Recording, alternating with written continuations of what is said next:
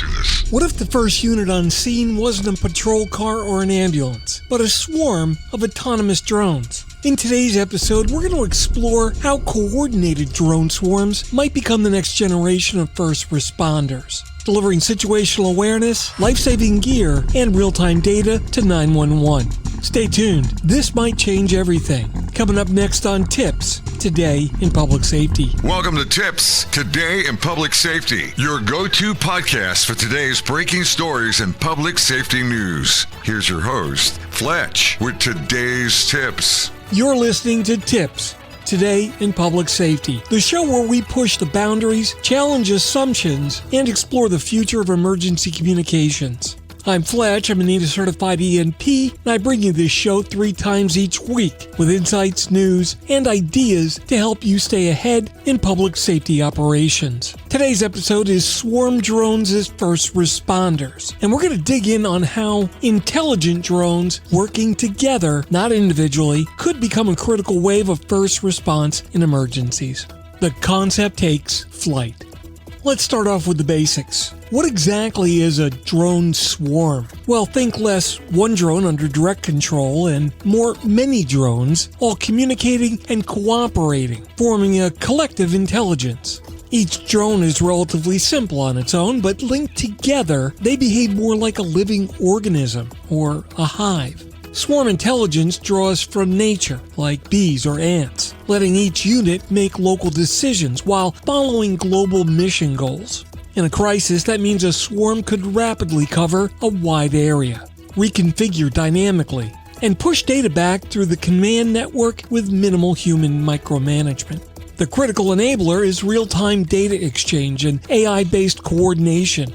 The swarm must know where its neighbor units are and what coverage gaps exist, and how to adjust their footprint and formation. In effect, the NG911 network, or the equivalent public safety data backbone, would act as the swarm's nervous system, pushing commands and pulling sensor data back in.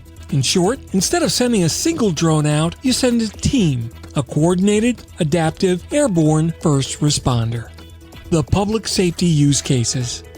What can a swarm do in a public safety mission? Well, let's go through some use cases that are high impact. Number 1, rapid situation awareness. Immediately after a 911 call, a swarm could fly overhead, scan the scene using visual, infrared, LiDAR, or multispectral sensors, and then build a 3D map in seconds. With overlapping sensor coverage, gaps are minimized. The PSAP, or Incident Commander, sees heat signatures, structural damage, crowd movement, all before responders arrive. Number 2 is search and rescue. In a remote or wooded area, multiple drones can fan out, triangulate thermal or motion signals, and then dynamically reassign units to concentrate where a signal is the strongest. Unlike a single drone, the swarm can sustain coverage even if some of the units fail. Use case 3 is hazard detection and scene safety. Some of the drones could carry gas sensors, radiation detectors, flame detectors, or chemical sensors. If a swarm detects a dangerous gas pocket or structural instability, it's able to feed that data back to the PSAP in real time, giving responders an early heads up. And the last use case is medical supply delivery and AED drops. While crews are en route, one drone in the swarm could be assigned to carry and drop an automated external defibrillator or a trauma kit right to the feet of a waiting bystander, all under dispatcher guidance. The swarm's other units continue scanning, communicating, and assessing. Several pilot units are already testing elements of this. For example, in Reno, Nevada, agencies have tested drone as a first responder to deliver AEDs in cardiac arrests, though not yet full swarms. In Europe, research consortia are exploring autonomous cooperative rescue drones that self-organize in disaster zones. So the leap from one drone with a camera to many drones cooperating as one system is where things start to get interesting. Risks, regulation, and readiness. Of course, the promise is compelling, but there are real challenges and risks to navigate before swarms fly freely in public safety. The first is FAA and regulatory issues. To fly beyond visual line of sight, known as BV loss, especially over populated areas, requires regulatory waivers, proving safety and rigorous airspace integration. Swarms add complexity, like collision avoidance, not just with manned aircraft, but between the thousands of small units that are part of the swarm. Next is cybersecurity and integrity. If the swarm is compromised, like spoofed, jammed, or hijacked, the consequences could be severe. So the communication links between drones, ground control, and the PSAP must be highly secure, redundant, and resilient to attacks. Privacy and public trust. If a swarm is hovering overhead scanning video, thermal, or even chemical sensors, the public is going to sound the alarm and ask, who's watching the watchers? We're going to need legal safeguards, audit logs, and transparency as essential elements. Next is liability and data use. If the swarm data becomes part of the 911 record, how is responsibility assigned? And what if flawed sensor data leads responders astray? Who's accountable?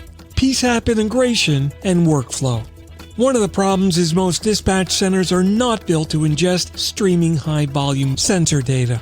And you're going to need middleware, data filtering, visualization tools, plus training for dispatchers and supervisors, so they know how to trust, interpret, and act on autonomous data. And finally, ethical and operational decisions. If a swarm must triage where to send coverage or where to drop a limited asset, like an AED, who makes that call? The AI, the dispatcher, or both? And the autonomous decision threshold must be carefully bounded. The road ahead. So what must happen before swarm drones become a routine first responder tool? Well, we're going to need standards and interoperability. Bodies like NENA, ASTM, and DJI-UAS working groups must define standards for drone command, interfaces, the data formats, and swarm interoperability with NG911. Without common protocols, each agency will be building islands of technology. And that just doesn't work. We're going to need edge AI and distributed compute. Swarms can't rely on cloud latency. Drone units are going to need onboard or edge-located compute power to make fast local decisions. Multi-access edge compute, or MEC, and local nodes, for example within the PSAP zones, will be crucial. Then there's pilot programs and test corridors. Municipalities, universities, and agencies all must collaborate to run real-world pilots under controlled conditions. We're going to need FAA UAS test sites and urban corridors that are ripe for swarm experiments. Then there's the training and cultural adoption. PSAPs, dispatchers, and EMS fire police need to evolve workflows around drone-provided data. Acceptance is going to require trust. Dispatchers are going to have to see value without being overwhelmed. Finally, there's funding and partnerships. Private sector, federal grants, and municipal budgets will need alignment. Collaboration between aerospace, robotics startups, and public safety agencies, as well as standards bodies, is going to be essential. Ultimately, the vision is this. When a 911 call is received, your system can spin up a swarm that launches within seconds, begins streaming data, maps the scene, delivers the needed gear, and primes your responders for what they're going to face, all before boots hit the ground. But before we fly into this full-scale deployment, I urge every PSAP and 911 leader to begin imagining the aerial data and a workflow now, not later. And here's a listener challenge. If your agency could launch a swarm from the roof of your PSAP or tower, what mission would you fly first? Send me your ideas, your concerns, or your use case. We just might explore them in a future episode.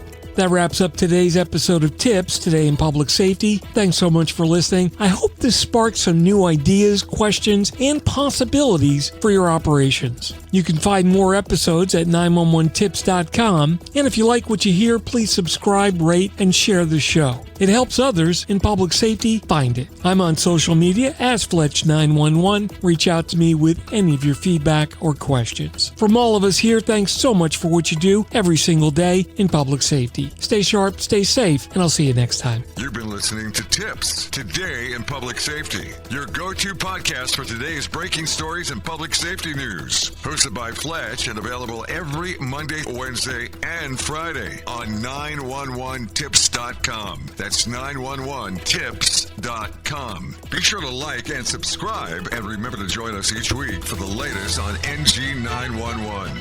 I am Spider Harrison, the official 911 voiceover dude. Catch me on Sirius XM on various channels, including 90s on 9, the 10 spot, and on the weekend countdown on Hits 1. Or don't. Regret for the rest of your life.